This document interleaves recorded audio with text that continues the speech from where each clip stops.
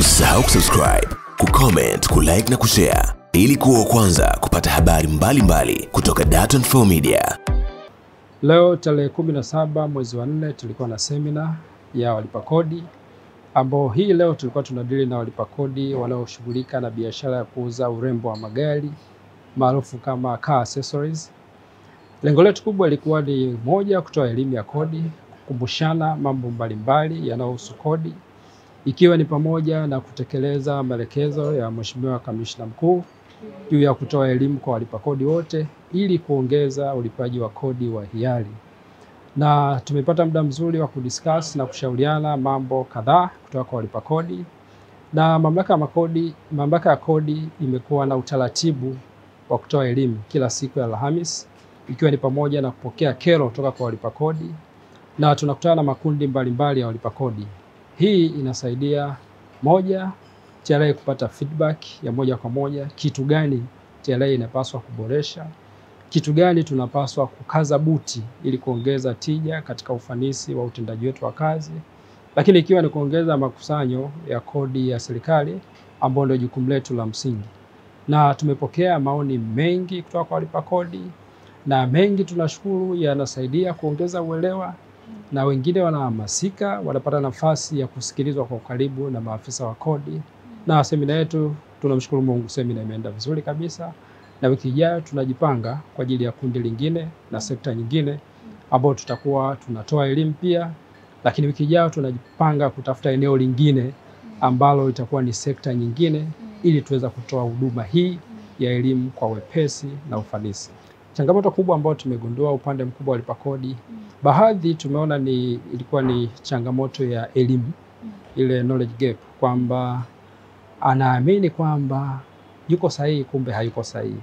Kwa mfano, alifanya makadirio ya kodi lese mwaka 2025, lakini awamu ya kwanza bado hajalipa, na anajua kuchelewa kulipa kodi pia kunaongeza riba ya kuchelewa kulipa ile kodi, na anafikiria kwamba nikienda TRA watanipandishia kodi, jambo ambalo lilikuwa ni ufahamu tu wa elimu ya kawaida kwamba hapana, makadirio ya kodi ni wajibu wako kufanya kila mwaka, na kodi ukikadiriwa unatakiwa ulipe kila due date kabla ya due date haijaisha. Na maeneo mengine nilikuwa ni upande wa matumizi ya mashine za kielektroniki ambazo pia kulikuwa na uelewa ambao haukuwa sawasawa, na tumetoa ufafanuzi juu ya matakwa ya sheria, lakini juu ya umuhimu wa kuendelea kutoa risiti na kutumia mashine za kielektroniki kwa kila mauzo ambao mlipa kodi anafanya, kwa kuwa mifumo yetu ya kodi kwa sasa imeunganishwa. Hivyo manunuzi ambao mlipa kodi anafanya yanaonekana katika mfumo, na mauzo ambao mteja anafanya yanaonekana katika mfumo, na kukiwa na tofauti kati ya hayo maeneo yote mawili bado itaonekana kwenye mfumo, na mteja atawajibika pia kutoa ufafanuzi kwa nini kumekuwa na tofauti kubwa kwa kiasi hicho. Lakini endapo atafanya sawasawa kwa kuzingatia sheria na taratibu, maana yake ulipaji wa kodi wake utakuwa ni mwepesi, rahisi, rafiki, pasipo riba wala shuruti yoyote. Kwanza kabisa, jambo la kwanza nashukuru sana mamlaka ya TRA ya Kariakoo ya kodi kutualika katika hii semina. Tumejifunza mambo mengi sana ambapo mengine tulikuwa tufahamu, lakini leo tumefahamu, na mimi pia nawasisitiza sana hata wale ambao wana uoga kutokuja huko kuhudhuria kwenye semina hii, wanapaswa wahudhurie, na mimi ni miongoni ambao nilikuwa ni mwoga sana kuhudhuria kwenye hii semina, lakini nimejifunza mambo mengi sana kupitia bandari, kupitia ili tulipe kodi ya ufasaha ili nchi isonge mbele zaidi. Nami nashukuru sana TRA.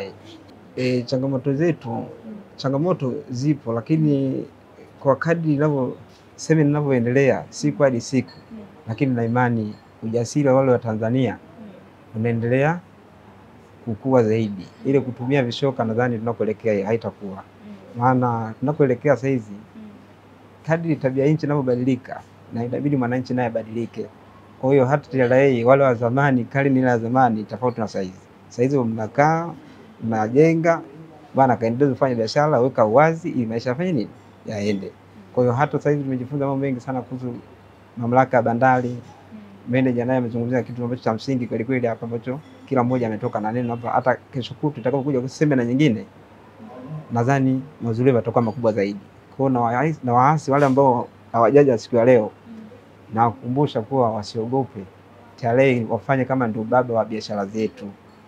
Nawahimiza waje sana, wasiogope. Wanapoogopa ndipo wanajicheleshea maendeleo na kujiwekea mambo magumu zaidi kwenye biashara yao. Usisahau kusubscribe, kucomment, kulike na kushare ili kuwa wa kwanza kupata habari mbalimbali kutoka Dar24 Media.